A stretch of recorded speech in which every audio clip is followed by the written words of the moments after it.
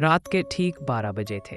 आसमान पर बादल इस तरह फैले हुए थे जैसे किसी ने जानबूझकर चांद को छुपा दिया हो। सड़क के दोनों तरफ लंबे घने दरख्त थे जिनके साए गाड़ी की हेडलाइट्स में अजीबो-गरीब शक्लें बना रहे थे। इसी सुनसान सड़क पर एक पुरानी सफ़ेद जीप आहिस्ता आहिस्ता आगे बढ़ रही थी। जीप में 4 दोस्त बैठे थे। एक हमजा, ग्रुप का लीडर, एडवेंचर का शौकीन। 2 अली, हर बात में मजाक मगर दिल का कमज़ोर। सारा, खामोश मगर बहुत हसास। फहद, हकीकत पसंद, जिन्नात और कहानियों को फजूल समझने वाला।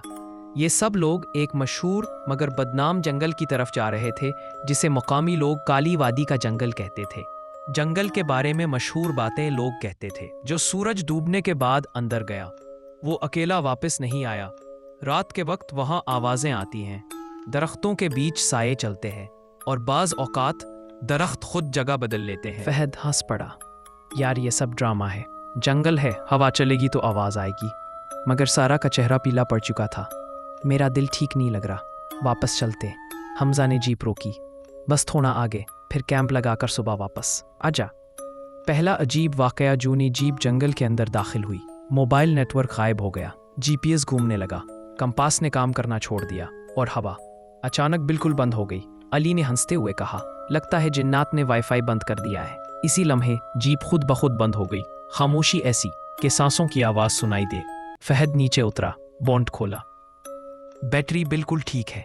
ये कैसे बंद हुई? तभी जंगल के अंदर से टहनी टूटने की आवाज़ आई।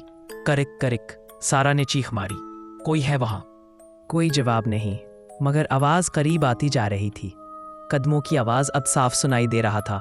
कदमों की आवाज़, मगर मसला ये था वो आवाज़ 4 नहीं 6 कदमों की लग रही थी।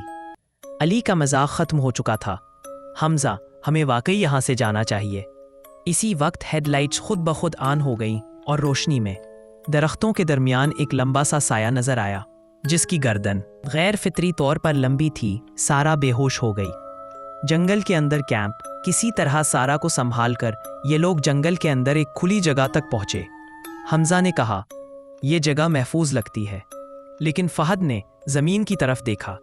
वहां पुरानी हड्डियां पड़ी थी, जानवरों की नहीं, इंसानों की। एक टूटी हुई तख्ती पर कुछ लिखा था। वापस जाना मुमकिन था, मगर हमने वक्त ज़ाया कर दिया। अली के हाथ कांपने लगे। ये किसी का मजाक नहीं हो सकता। आग के गिर्द कहानी। रात के 2 बज चुके थे। आग जल रही थी मगर उसकी रोशनी दरख्तों तक नहीं पहुंच रही थी। ऐसा लग रहा था जैसे रोशनी को कोई निगल रहा हो। सारा को होश आया। वो रोते हुए बोली, मैंने ख्वाब नहीं देखा, वो साया मुझे देख रहा था। अचानक जंगल के चारों तरफ से सरगोशियों की आवाज़ें आने लगी। अल्फाज समझ नहीं आ रहे थे मगर लहजा गुस्से में था। फिर एक वाज़े आवाज़ आई, तुमने रास्ता पार कर लिया है, वापसी का रास्ता गायब। हमजा ने फौरन कैंप समेटा, अभी निकलते हैं। मगर जब वो वापस मुड़े वो रास्ता मौजूद ही नहीं था जहां से आए थे। वहां अब सिर्फ घना जंगल था। फहद की आवाज़ कांप गई, ये नामुमकिन है। तभी दरख्तों के बीच एक बूढ़ा आदमी नजर आया। उसकी आंखें बिल्कुल सफ़ेद, आवाज़ खुरदरी। दिन में जंगल खामोश होता है, रात को जंगल जिंदा हो जाता है। बूढ़े का इंकिशाफ। बूढ़े ने कहा, यह जंगल मुसाफिरों को चुनता है, एक जाता है, बाकी यही रह जाते हैं। अली चीख उठा, हम क्या करें? बूढ़ा हंसा और आहिस्ता आहिस्ता दरख्त में बदल गया। उसी लम्हे चारों तरफ से कदमों की आवाज़ें, सायों की सरसराहट और बच्चों के रोने जैसी आवाज़ें आने लगी। हमजा ने पीछे मुड़कर देखा। वही लंबा साया अब बिल्कुल करीब था और उसके मन से सिर्फ एक जुमला निकला, अब तुम में से कौन वापस जाएगा? लंबे साये के वो अल्फाज अभी तक हवा में गूंज रहे थे। अब तुम में से कौन वापस जाएगा? हमजा ने सबको पीछे हटने का इशारा किया। सारा कांप रही थी, अली की ज़बान जैसे बंद हो चुकी थी और फहद पहली बार खामोश था। वो साया आहिस्ता आहिस्ता गायब हो गया, लेकिन इसके जाने के बाद जंगल पहले से ज़्यादा जिंदा महसूस हो रहा था। दरख्तों की छाल जैसे सांस ले रही हो, ज़मीन नरम हो गई थी और हर कदम के साथ ऐसा लगता था जैसे मिट्टी पीछे से पकड़ रही हो। नाम लेकर पुकारना। अचानक सारा के कानों में एक आवाज़ आई, सारा। वो चौंक गई, तुमने मेरा नाम लिया? सबने नफ़ी में सर हिलाया। फिर अली के पीछे से आवाज़ आई, अली इधर आओ। अली घबरा कर मुड़ा, लेकिन वहां कोई नहीं था। फहद ने धीमी आवाज में कहा, यह जंगल जहन से खेल रहा है, जो डर जाए वो हार जाएगा। इसी लम्हे दरख्तों के दरमियान एक बच्ची नजर आई, सफेद लिबास, बाल बिखरे हुए और पांव जमीन से ऊपर। बच्ची का फरेब सारा फौरन आगे बढ़ी। बेटा, तुम यहाँ क्या कर रही हो? हमजा ने उसे पकड़ लिया। रुको, यहाँ कुछ भी असल नहीं हो सकता। बच्ची ने आहिस्ता से सर उठाया। उसकी आंखों में कोई पतली नहीं थी। वो बोली, अम्मी, आपने वादा किया था आप मुझे छोड़कर नहीं जाएंगी।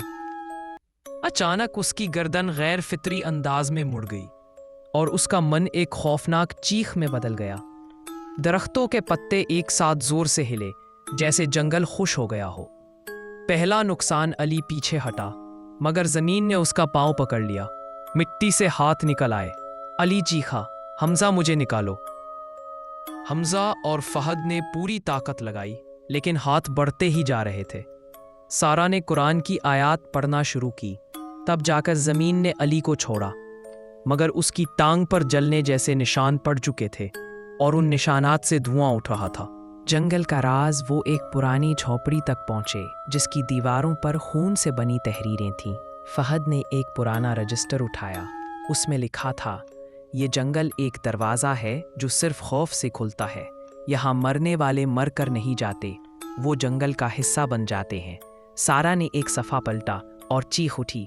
उस सफ़े पर इन्हीं चारों की तस्वीर बनी हुई थी। नीचे तारीख, आज की रात। वक्त का टूटना, अब घड़ी काम नहीं कर रही थी। रात ख़त्म होने का नाम नहीं ले रही थी। हर चंद मिनट बाद वही जगह दोबारा आ जाती। फहद ने कहा, हम लूप में फंस गए हैं। उसी लम्हे हमजा ने देखा, एक दरख्त के तने में उसका अपना चेहरा जमा हुआ था। आंखें खुली, मन चीख में हमजा पीछे गिरा। ये मेरा अंजाम है। बोड़े की आवाज़ फिर गूंजी। जंगल हमेशा कीमत मांगता है, एक जान, ताकि बाकी रास्ता देख सकें। खामोशी छा गई। अली रोने लगा, मैं नहीं मरना चाहता। सारा ने हमजा की तरफ देखा, ये जंगल हमें लड़वा रहा है। फहद आहिस्ता। दरवाजे के अंदर से आने वाली चीखें रूह को चीर देने वाली थीं। वो लंबा साया अब बिल्कुल सामने खड़ा था, उसका जिस्म धुएं जैसा, आंखें जलते कोयलों की तरह। फैसला करो, वरना जंगल खुद फैसला करेगा। हमजा ने सबको देखा। सारा की आंखों में आंसू थे। अली कांप रहा था और फहद सर झुकाए कुछ सोच रहा था। दरवाजे के अंदर से आने वाली चीखें रूह को चीर देने वाली थीं। वो लंबा साया अब बिल्कुल सामने खड़ा था, उसका जिस्म धुएं जैसा, आंखें जलते कोयलों की तरह। मैं ये जानना चाहता था कि वो क्यों वापस नहीं आए। सारा रो पड़ी, तुम हमें यहाँ कुर्बानी बनाने लाए। फहद ने सर हिलाया, लेकिन अब समझ आ गया है, जंगल इल्म नहीं, जान मांगता है। जंगल की हकीकत। लंबा साया हंसा, मैं जंगल नहीं, जंगल में कैद हूँ। उसने अपना असल रूप दिखाया। वो एक कदीम जिन था जिसे सदियों पहले इंसानी कुर्बानियों से ताकत दी गई थी। जब तक खौफ आता रहेगा, मैं जिंदा रहूंगा। दरख्तों पर चेहरे नमूदार हुए। वो सब लोग थे जो कभी यहाँ आए और वापस न जा सके। इनमें फहद के वालिद भी थे। कुर्बानी कौन? दरवाज़ा ज़ोर से हिलने लगा, ज़मीन फटने लगी। जिन चीखा, वक्त ख़त्म। अली घुटनों पर बैठ गया।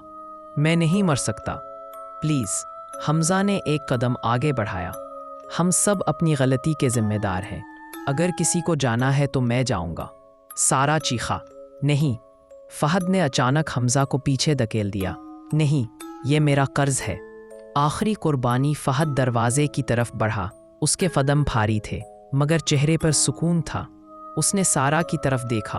अगर बाहर निकलो तो कभी किसी को इस जंगल का रास्ता मत बताना। फिर हमजा से बोला, सच यही है, कुछ दरवाजे बंद ही रहने चाहिए। जैसे ही फहद। सुबह की रोशनी, अचानक परिंदों की आवाज़ें आईं। सूरज की पहली किरण नमूदार हुई। दरख्त आम हो गए। रास्ता वापस आ चुका था। हमजा, सारा और अली खामोशी से जंगल से बाहर निकल आए। पीछे मुड़कर देखा तो वहाँ ना दरवाज़ा था, ना साया, ना जंगल की सांसें। बस एक तख्ती थी, कीमत अदा हो चुकी।